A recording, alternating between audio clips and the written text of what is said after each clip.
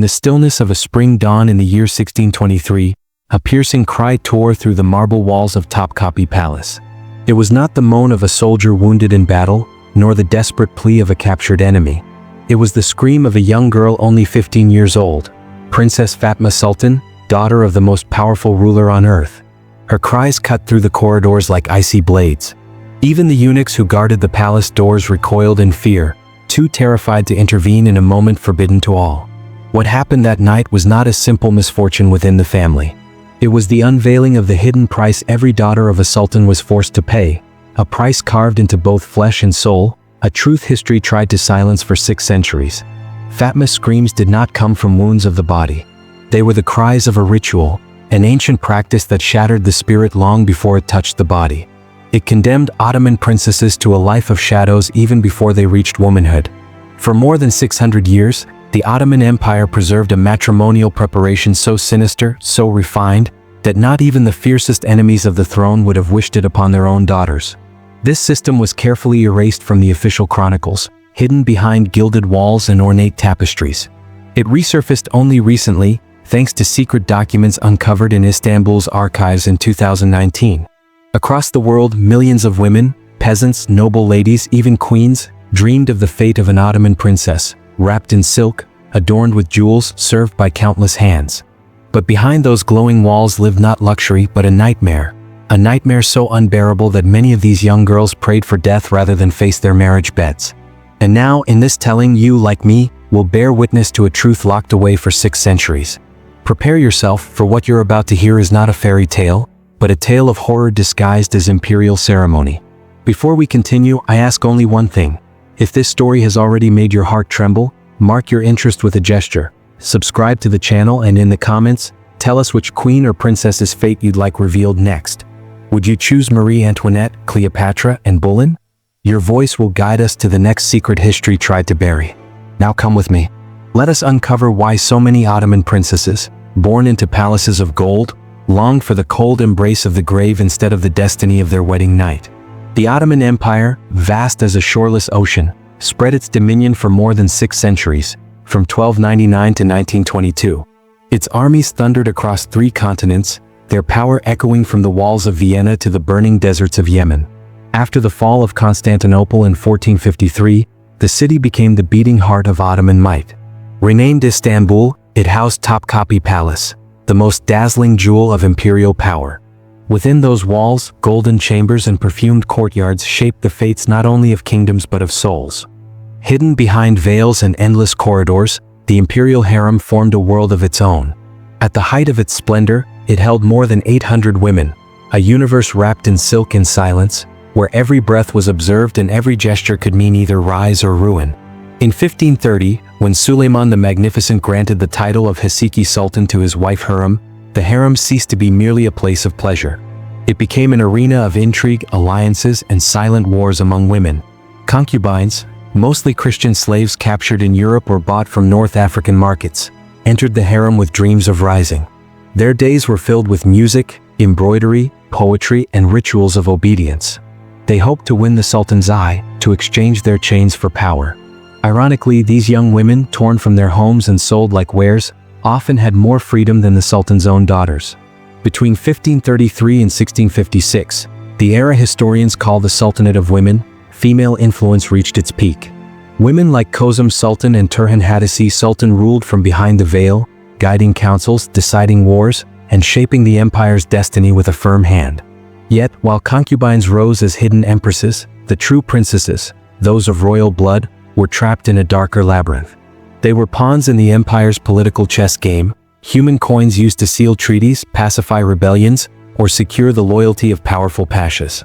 It was in this world that Princess Fatma Sultan was born in 1606, daughter of Sultan Ahmed I and the formidable Kozum Sultan, the woman who would one day rule the empire from the shadows.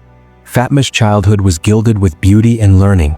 She wandered perfumed gardens, studied astronomy, read Arabic and Persian manuscripts. Scholars praised her intelligence. Chroniclers admired her beauty. She was a child prodigy, mastering 4 languages, penning calligraphy as elegantly as a poet, and hungering to unravel the mysteries of the stars. She debated scholars in history, law, and geography. Her brilliance lit up the palace, but none of it mattered. Her fate had been sealed before her first breath. From the moment she was born, her life was not her own. Her destiny was to be given in marriage as a token of loyalty, no matter her will. The man chosen for her was Damat Kara Mustafa Pasha, a hardened commander 20 years her senior, who had proven his loyalty to the throne in battles against Persia. For him, the union was a ladder to greater power. For her, it was the beginning of tragedy. 3 months before her wedding, Fatma was thrust into the feared process known as Terbiye-Mubarak, the so-called sacred education. This ritual existed only for princesses. It was the polished result of centuries of psychological control, designed to crush royal pride and mold them into instruments of obedience. The one who oversaw Fatma's preparation was Gulnar Hatun, a woman of 60 winters, head of the harem and veteran of more than a dozen princess trainings.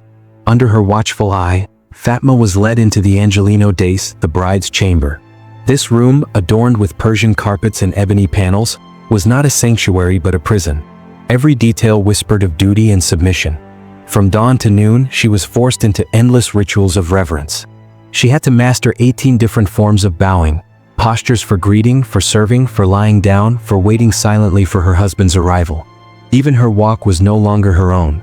She was trained in Yuri's measured steps with her head tilted exactly 30 degrees, her hands never raised above her heart. Every movement stripped away her dignity as a princess, remaking her into a docile shadow. But the cruelest torment was her speech. Her vocabulary was reduced to just 43 approved words, expressions of gratitude, acceptance, humble requests, or apologies. Any deviation, any spark of independent thought, was punished with fasting, solitary confinement, or public humiliation before the harem. Her obedience was tested by a tribunal of women and eunuchs, presided over by none other than her mother, Kozum. Even she judged her daughter not as a child, but as a coin in the empire's market of power. And still, the most disturbing part of her preparation awaited beneath the palace, in underground chambers. Replicas of bridal rooms had been built. There, Fatma faced Talamai Gerdek, the rehearsals of the first night. She was forced to interact with wax mannequins, anatomical figures crafted by Venetian artisans. Instructors, stern and cold, commanded her to perform gestures and acts no girl of her age should know. Every reaction, her tears, her resistance, her fear, was written down in secret records. The more she resisted, the harsher her conditioning became. Slowly, the girl who had once dreamed of the stars was broken into silence. Her brilliance dimmed. Her body was trained to obey. Her spirit bent into submission. Princess Fatma was no longer a daughter of emperors. She was an apprentice to her fate. A week before the wedding, the regime grew even harsher. Fatma Sultan was transferred to the Jelan Kasku, the bride's pavilion, an isolated chamber where no sound from outside could penetrate. Here, every aspect of her existence was controlled. What she ate was prescribed: pomegranates, honey, almonds, goat's milk, spices from Yemen. Even the way she bathed was regulated. Each day, attendants performed purification baths with oils scented with valerian, poppy, and orange blossom. These elixirs, prepared by alchemists trained in Cordoba and Samarkand, contained secret substances. Some calmed the body, others dulled the will, and a few induced a strange sense of drifting away from the self. The walls of the pavilion were draped with tapestries embroidered with scenes of ideal wives. Obedient, fertile, submissive, promised eternal rewards for their loyalty. And if that wasn't enough, Venetian mirrors were strategically placed so that Fatma was forced to observe herself constantly. This practice, called muraqabah, was once a Sufi exercise of mystical self-reflection. But here it became a psychological weapon. She was made to police herself, to watch even her most private thoughts. In this prison of silk and mirrors, Fatma began to realize the full truth. She no longer belonged to herself. Her body, her voice, her very mind had been molded into an instrument of obedience. The preparation had achieved its purpose, not only breaking her but erasing the girl who once dreamed of the stars. The appointed day arrived, March 15, 1623. From sunrise, Istanbul throbbed like an overflowing heart. The streets filled with processions, music, and incense. Inside Topkapi Palace, banquets were laid on golden plates. Dancers from Persia and Andalusia performed. Musicians sang the empire's glory. Janissaries displayed their strength before the Sultan's eyes. For the people, it was a vision of paradise. For Princess Fatma, it was the prelude to a sentence. Chroniclers wrote that while the guests laughed and feasted, Fatma sat in silence, her lips dry, her gaze empty. The palace doctors noted what we would today call panic attacks. Trembling, cold sweats despite the cool March air, complete loss of appetite, shallow breathing so severe they feared for her life. The public spectacle glowed with splendor. But inside her, terror grew like a spreading shadow. When the final cup was raised and the civilians departed, the most dreaded procession began. Fatma was escorted to the nuptial pavilion, a special building in the private gardens designed from plans dating back to Mem the Conqueror. Octagonal in shape, it rose in 3 levels. Each level had a purpose: purification, submission, and consummation. The architecture was no accident. Every corridor, every chamber was meant to reinforce her vulnerability, to turn the ceremony into a total act of surrender. The first level, Taza, was devoted to purification. Here, Fatma underwent hours of ritual baths, marble tubs filled with rose water, essences of sandalwood, ambergris from Somalia. Alchemists applied ointments mixed with diluted opium, mandrake extract, and secret compounds that induced calm, compliance, even ecstasy. The doctors described her state as one of missionary trance, the body yielding while the soul screamed in silence. The second level, Teslim Kadi, was the floor of surrender. Fatma was dressed in her bridal attire, white silk embroidered with gold, pearls from the Persian Gulf sewn into the fabric. At first glance, it was a gown of majesty, but it was also a cage. Hidden cords and clasps made it easier to restrain her. The crown weighed heavily, forcing her posture. Anklets and bracelets restricted her movement. Shoes with thick soles slowed her steps. The dress was a prison sewn in luxury. While Fatma was transformed into a living symbol of obedience, her future husband, Kara Mustafa Pasha, prepared in a very different way. Surrounded by counselors and seasoned warriors, he was taught how to impose himself psychologically on a princess of imperial blood. Methods of intimidation, phrases designed to humiliate, techniques of physical dominance.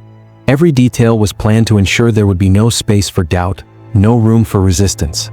Finally, Fatma was led to the third level, CIFK2, the Chamber of Consummation. Its walls were covered with tapestries depicting military triumphs, conquered cities, defeated armies, and captive princesses. This imagery was deliberate. It drew a direct line between victory on the battlefield and victory in the marriage bed. The furniture itself was built for control. Beds with hidden cords, cushions soaked in calming oils, and lighting designed to soften resistance. It was here, in this chamber drenched in symbols of domination, that Fatma faced her most dreaded night. When the doors of the CIFK2 closed behind the procession, Fatma was left alone with her husband. Medical records from the time describe what happened next as a total collapse of the spirit. The girl who had endured months of discipline and humiliation could no longer respond coherently. Her body trembled uncontrollably. Her voice dwindled to a faint murmur. Her eyes wandered as if gazing into a world far away. The imperial doctors called this state Sakma, the complete shock. Kara Mustafa Pasha, seasoned in war and conquest, believed at first that this was arrogance, a defiance that needed breaking. He applied the techniques taught to him: words of intimidation, gestures of dominance, and calculated physical contact. But what he found was not resistance. It was absence. There was no struggle to overcome, only a void. Fatma's mind had fled into deep dissociation, as though her soul had left her body in order to survive. When the consummation finally occurred, after hours of failed attempts, it was recorded by hidden observers as traumatic for both. Persian-coded documents describe internal bleeding, repeated fainting, and what physicians called Aryu Sukmek, the departure of the soul. From that night onward, Fatma was never the same. In the days that followed, her behavior alarmed even the harshest instructors of the harem. She developed selective mutism, speaking only in whispers and only when addressed directly. Her appetite vanished completely, forcing attendants to feed her by hand. She would break into hours of uncontrollable weeping without reason. Worst of all, she developed what chroniclers called the sickness of fear. The mere presence of a man, even trusted eunuchs, threw her into panic. Rapid breathing, sweating, fainting. Palace physicians diagnosed what they termed virginal melancholy, a condition they considered common among princesses after their wedding night. In modern words, it was irreversible trauma, an unhealable wound carved into her soul. They tried remedies, herbs, music, Sufi spiritual exercises. None restored her vitality. The brilliant girl who once debated scholars, the curious mind who adored astronomy and poetry, was gone forever. In her place remained a dim shadow, obedient, vacant, lifeless. Her books gathered dust. Her instruments lay untouched. The gardens where she once walked with joy grew silent. The daughter of the most powerful sultan had become a ghost of what she might have been. Her marriage with Kara Mustafa Pasha became a mechanical arrangement. There were children, public ceremonies, and appearances of normality. But behind closed doors, there was only silence and distance. Mustafa himself, later memoirs suggest, sought refuge in endless campaigns and in opium, trying to drown the guilt of being the instrument of a ritual that destroyed her. Fatma lived 29 more years in this hollow state. She became a figure of ceremony, a mother by duty, a wife without a voice. In 1652, she died at the age of 46. Official records list her cause as brain fever, but the date of her death fell on the anniversary of her wedding. To many in the court, it was no coincidence. That day, the weight of memory closed finally upon her soul. The tragedy of Fatma Sultan was not an isolated case. It was a mirror of a pattern repeated through generations of Ottoman princesses. Palace records unearthed centuries later revealed that dozens of royal daughters endured the same fate. Some were left marked by mutism. Others tried to escape through madness or through death. And a few simply vanished from the chronicles as if they had never existed at all. The machinery of empire, so precise in its protocols, knew how to erase inconvenient traces. What could not be erased was dressed in euphemism, softened into words of ceremony, or hidden behind ornate phrases in official records. But the truth had left scars, in secret writings, encoded documents, and whispered testimonies that survived in the shadows until modern times. Some of these princesses, despite their conditioning, tried to resist. Records recently translated speak of royal daughters who faked their own deaths to avoid a second marriage. Others created secret codes to communicate with sisters silenced by the same rituals. And a few, with unimaginable courage, petitioned the Sultan directly for divorce, challenging a system thought to be unbreakable. These stories, buried for centuries in forbidden archives, remind us that even in the deepest darkness, sparks of resistance can survive. Women who were raised to surrender still found ways to whisper no into the silence. Fatma's tragedy lays bare an uncomfortable truth. Absolute power does not always protect those who embody it. Instead, it can devour them. While the world imagined Ottoman princesses as radiant figures surrounded by riches, their reality was one of invisible chains, a system of rituals so finely tuned that it sacrificed human lives to preserve alliances and political stability. The harem, in the popular imagination, became a place of silks, perfumes, and intrigue. But in reality, it was also a theater of imposed silences and smothered tears. The stories we were told as tales of princesses were, in truth, constructions of politics, narratives that devoured the daughters of the Sultan themselves. And so, we arrive at the inevitable question: how many other secrets remain hidden in the archives of ancient palaces? What rituals were buried in the courts of Europe, Russia, or China? What terrible prices did women pay to uphold the grandeur of dynasties? Fatma Sultan's story is not just a chapter of Ottoman history. It is a reminder of how easily power can transform its own children into sacrifices, how the splendor of crowns often rests on foundations of human suffering. For centuries, official history worked to erase these truths. Chroniclers who served the throne painted the harem as a place of luxury and refinement. They spoke of jewels, music, and poetry, rarely of fear, despair, or broken spirits. But hidden beneath the surface, in forgotten manuscripts and medical notes, a different story pulsed. It was a story of young women silenced, of lives rewritten, of tragedies disguised as ceremonies. The scream that echoed through Topkapi Palace in 1623 was not the only one. It was simply the one that left enough of a trace for us to hear it now. To know Fatma's story is to strip away the mask that history often wears. It reminds us that behind every glittering palace stood lives consumed by duty, rituals, and silence. It shows us that power, no matter how vast, is never as golden as it appears. And it compels us to ask, how many voices have been buried under the weight of ceremony, waiting for someone to listen? If the story of Fatma Sultan has unsettled you, if it has made your heart tremble, then join us as we continue to uncover the truths hidden behind royal walls. Subscribe to the channel, share this tale with those who deserve to know what lies behind the fairy tales, and tell us in the comments whose fate you want revealed next. Shall we unveil the secrets of a Russian Tsarina feared even by her own mother? Or an empress of China bound to macabre rituals of power? Or perhaps a European princess traded like a token to secure a fragile alliance? Your voice will guide us to the next revelation, because only by knowing these hidden truths can we peel away history's disguise and finally hear the silenced voices of those sacrificed in the name of power.